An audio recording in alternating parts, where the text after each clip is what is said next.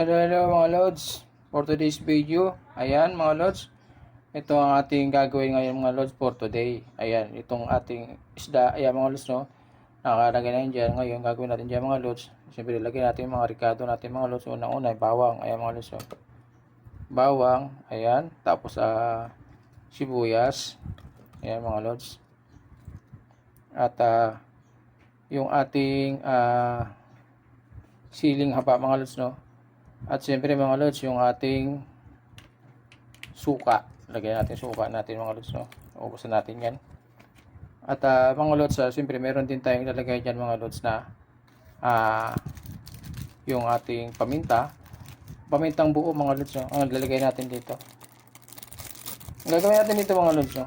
Papaksiwin natin siya. Then, after na mapaksiw natin siya mga lods, no. Paksiw na paksiw na adobo mga lods. Ayan. Lagyan na rin natin ng gulay mga lods, yung gulay natin na talong. Ayan mga lods. Ayan. Lagyan natin siya. Ayan, ikalat lang natin. Ayan. At yan. Ayan. Ngayon mga lods, no, siyempre ilagay na natin yung ating tuyo mga lods, no. Ayan. Kasi ang gagawin natin ito mga lods, paksiw yan, pero adobo. Ayan mangyayari dyan mga lods, paksiw na adobo. Ayan, yung ating tuyo mga lods. Yan yung magiging asin niya mga lods, yung tuyo natin.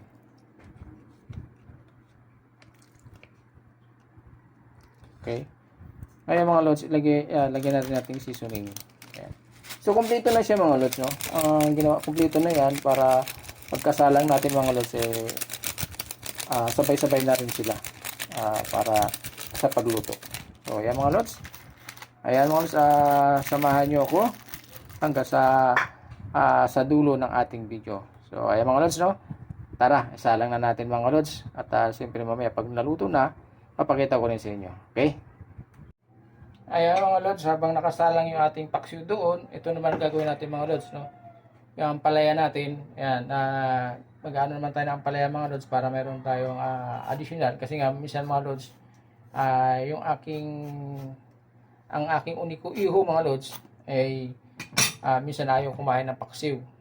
So ano natin siya, gawa natin siya ng kanyang pwedeng maulam mga lods, no. Gagawa natin siya ng mag-ano tayo ng palaya mga lods. Ayan, yung igigisa natin ang palaya at lalagyan natin siya ng itlog. Yun naman mga lods ang i-ano natin para sa kanya. Mga lods, no. Ito, tinatanggal natin yung buto mga lods. Ayan.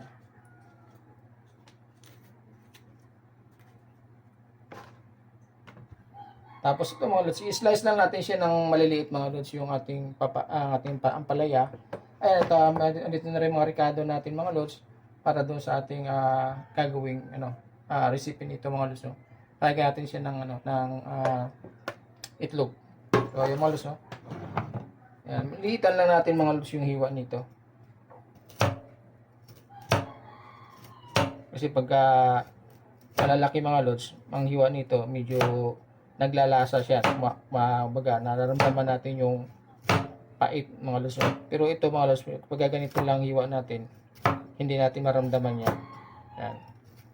So, kailangan pa natin hiwa sa gitna mga lods kasi malaki.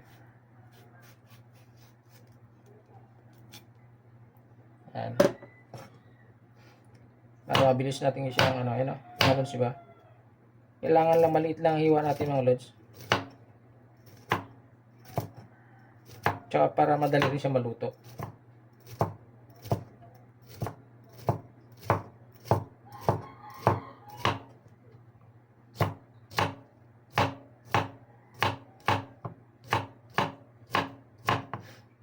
Alam mo mga lods,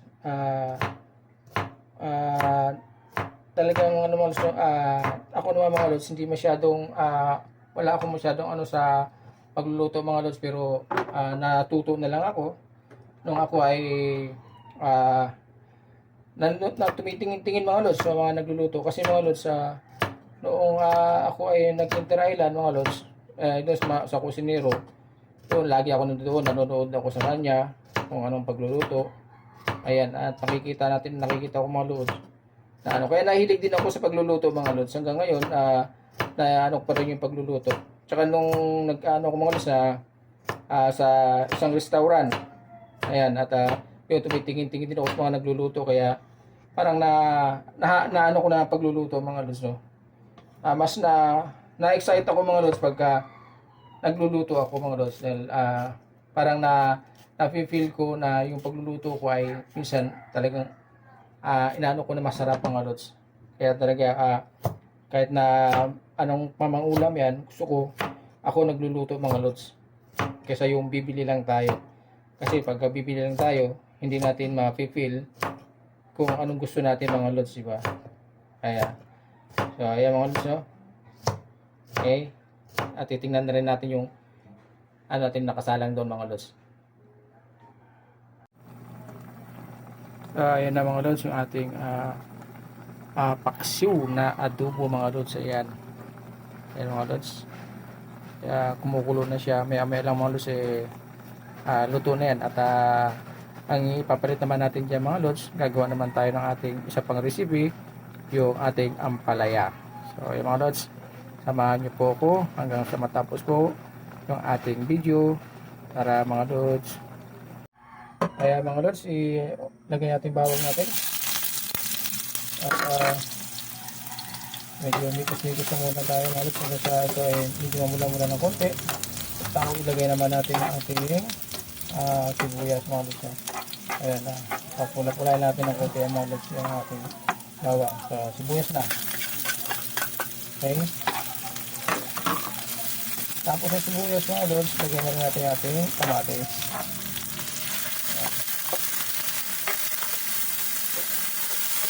Mikos-mikos lang natin yung mga lods. At nakahawak na ako ng kawali mga lods kasi merong naghawak sa video natin, kaya okay yung pagluluto natin mga lods na mimikos natin siya ng maayos. So yan. Yan. Sa ano lang muna natin mga lods, pag natin lagyan yung ating lagyan natin yung ano mga lods, no?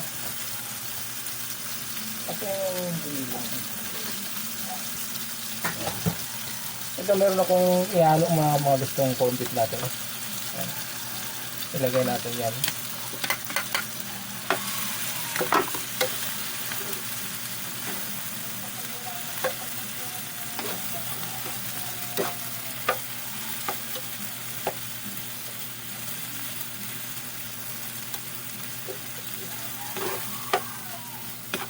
Galing sa may mga lusig, galing sa freezer kaya medyo tumigas-tigas na. Ayan. Okay mga lods, lagay na natin yung ating gulay. Ayan.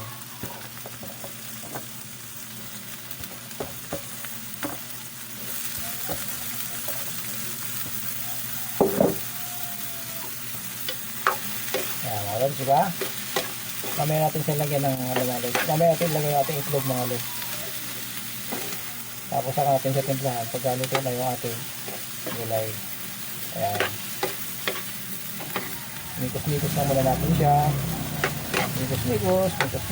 Ayan. Ayan. Kaya na ito. Okay na ito mga lods. At malambot na yung ating ampalaya. Ngayon mga lods, ilagyan natin yung ating itlog. So dalawa lang ito nilagay ko mga lods na itlog.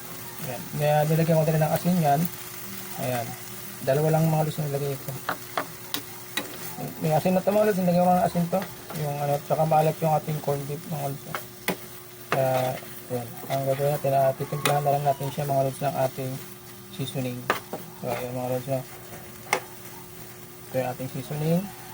Lalagay natin mga lods. Okay. Ayan, okay. Mix lang natin. Ayan.